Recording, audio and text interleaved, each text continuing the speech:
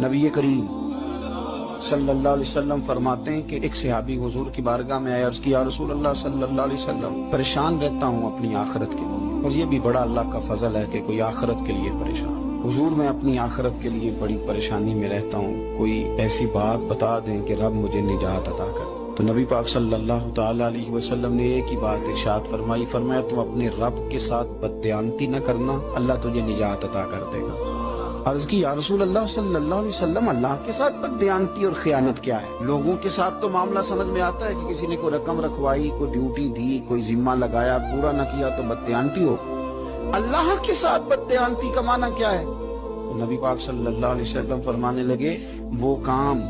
جو تمہیں خالص اپنے رب کی رضا کے لیے کرنے چاہیے تھے، ان کاموں میں اگر تم نے نیت کر لی نا کہ لوگ بھی دیکھ لیں، خیر کا بھی تم نے ارادہ کر لیا، حکم دیا تھا اللہ رسول نے، کرنے تھے اللہ